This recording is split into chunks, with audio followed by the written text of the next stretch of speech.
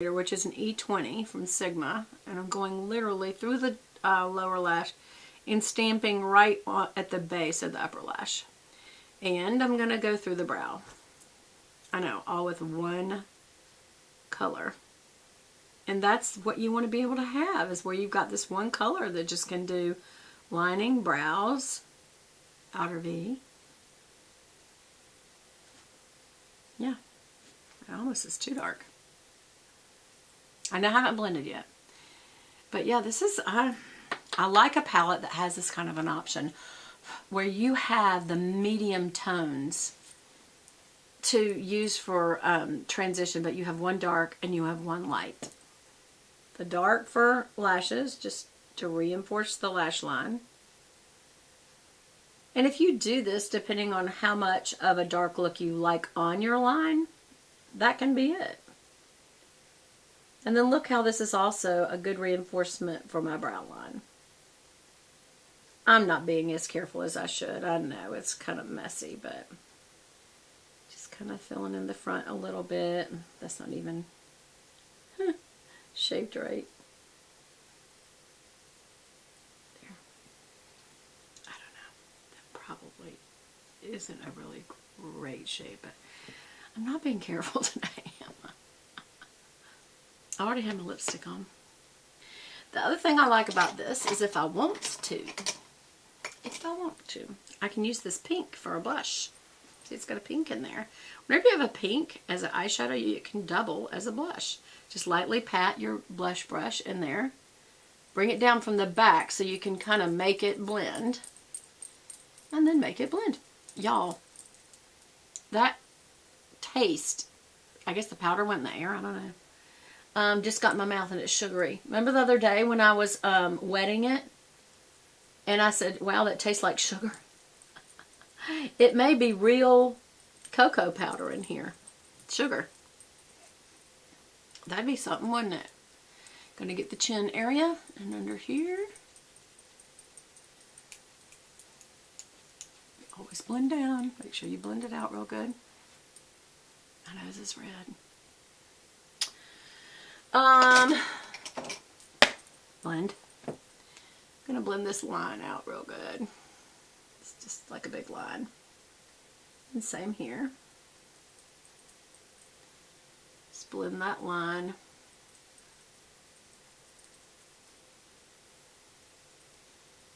There we go. That looks much more blended out. And I'm going to let the flesh color stay to the eye. That does make you look younger, by the way.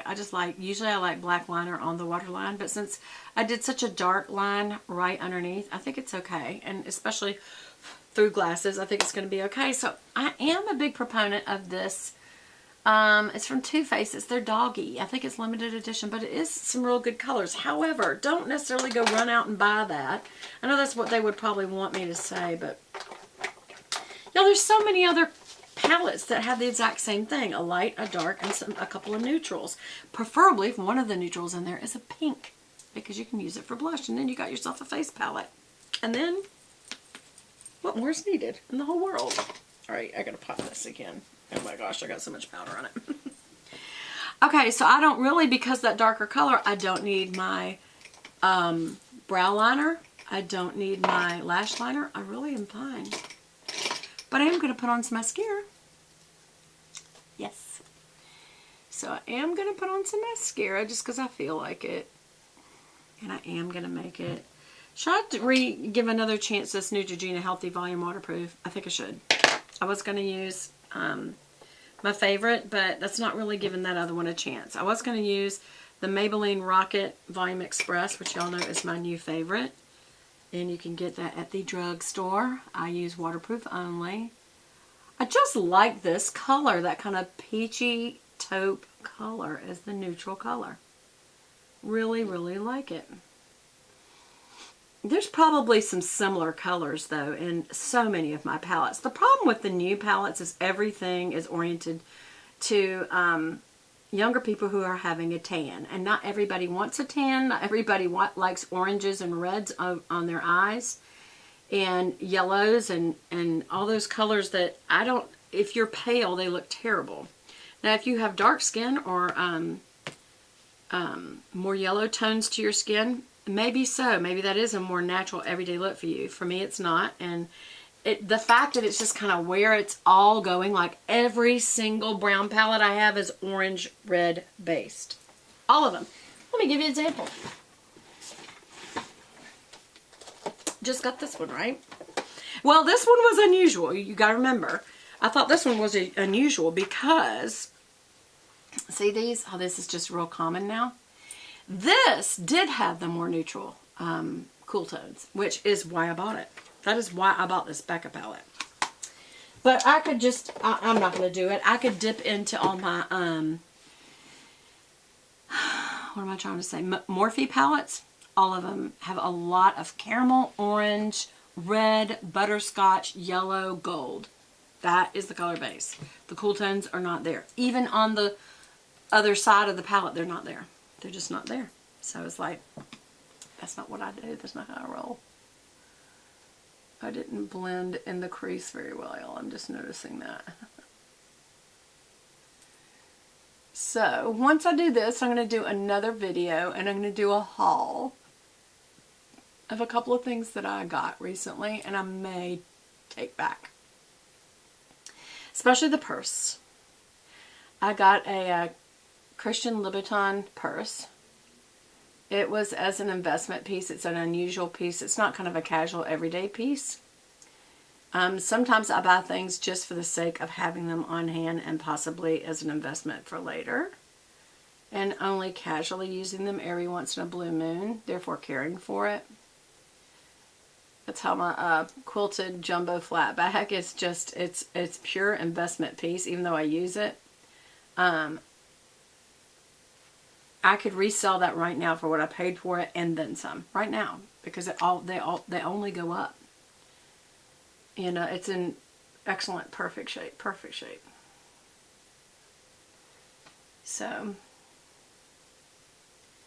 Tradesy or The Real or Vestaire or any of those would gladly take that piece from me.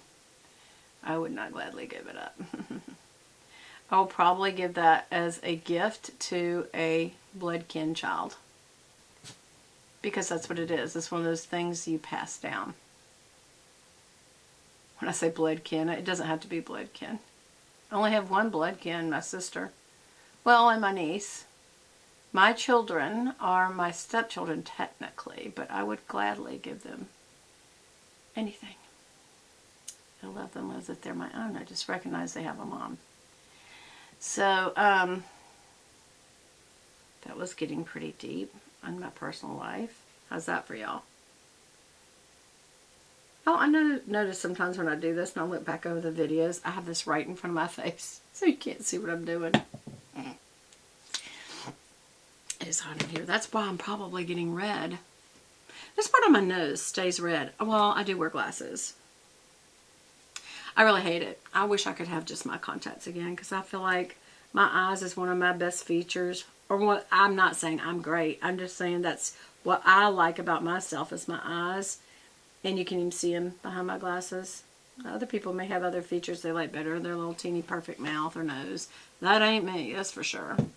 So I've got on mascara. Again, I feel like this does not pull through the lashes well. Like it is at the base, but if you'll notice, I even tipped out the lashes to start the process.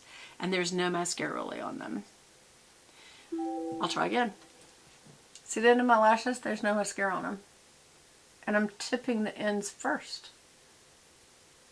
And I just hit my eyelid. What's with me?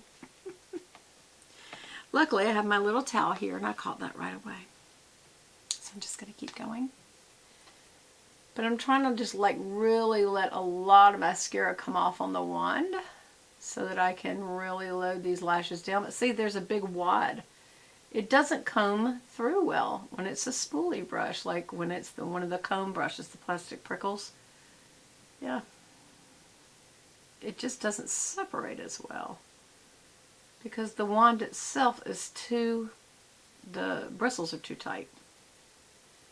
So the lashes can't flow between them, which rakes off any excess and helps shape the lash. So that's where the wand makes a huge difference, y'all. Sometimes I buy mascara strictly for for the wand, but you want to get the formula right too. That's why that Chanel Inimitable, that's a perfect combo, man. And I kind of feel that's the same thing is true about the Maybelline Rocket Volume Express. I feel like it's a good formula, and it's certainly a good brush. Because it's that comb brush. That's okay. Do you see the difference in this two coats and this? How this almost looks like it's non-existent, and that really is.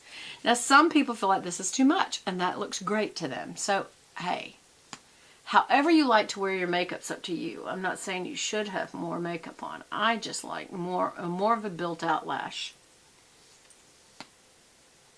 I just like it. And I'm just feeling like, maybe it's because I'm only on the second coat. Maybe that's it. But I feel like it's even hard to work with. And I think it's because of the brush. And watch me end up loving this. This will be my favorite all-time mascara ever. And we'll remember back. And you'll say, Beth, remember when you couldn't stand that wand? And now it's all you talk about. Perfect wand. It's looking better, looking better. I feel that it's because I'm taking so much time with it. But I guess, you know, anytime you put on mascara, you got to take some time with it, right? Am I just being unfair to this mascara?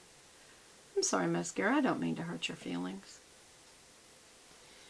Okay. Now we got to tip out the lower lashes.